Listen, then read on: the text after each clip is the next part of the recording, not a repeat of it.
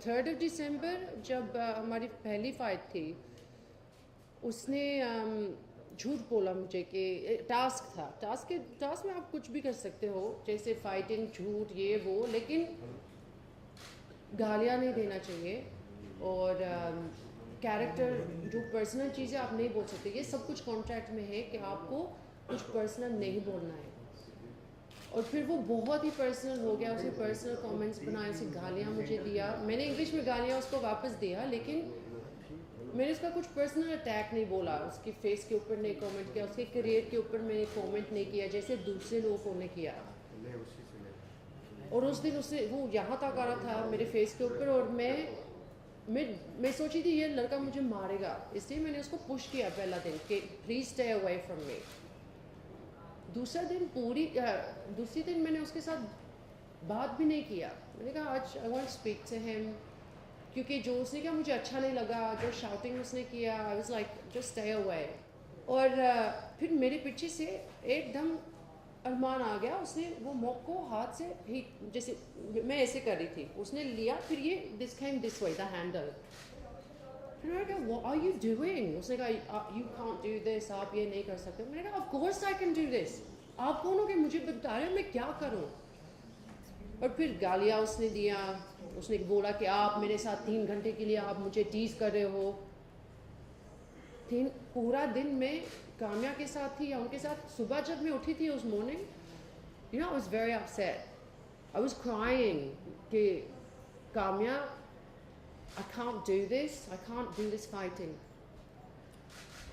Sorry, I just get upset when I think about it. और फिर उसने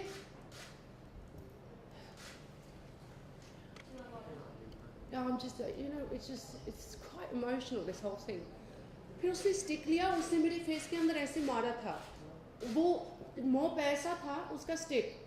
फिर उसने he turned it around and put it in my face here. वो big boss ने आपको नहीं दिखाया। उसके बाद ऑब्वियसली मैं एंग्री थी, मैं अपसेट थी कि कॉन्ट्रैक्ट में ये लिखा हुआ कि there should not be violence in the house. मैं सोच रही थी कि उसी वक्त, can you get me a tissue in the tissue दे दो।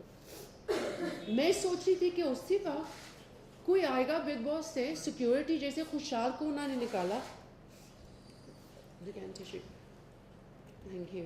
मैं सोच रही थी कि सिक्योरिटी आएगा, क्योंकि उन्होंने मुझे बताया कि जब एंडी, थैंक यू, जब एंडी के साथ वो हुआ था कि सिक्योरिटी आई थी। तो मैं ये सोची थी कि बिग बॉस का घर सेफ है,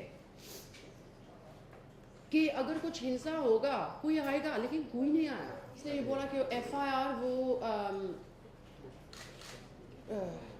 पहुंचाएंगे लोनावला। और उन्होंने मुझे बोला कि क्या हम बिग बॉस के घर के अंदर जा सकते हैं? मैंने कहा हाँ आप जा सकते हो, because Bigg Boss is not above the law. अगर पुलिस जा सकते हैं, police they are the law of this country, वो जा सकते हैं अंदर।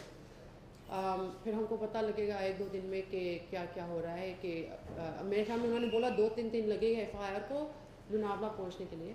And then after this they will try, अगर कलर्स उनको मैं नहीं जानती हूँ कि यहाँ क्या होता है, लेकिन लंदन में अगर ये चीज़ होती है, पुलिस जाएंगे अंदर और पुलिस निकालेंगे। I am sure big Boss is not above the law.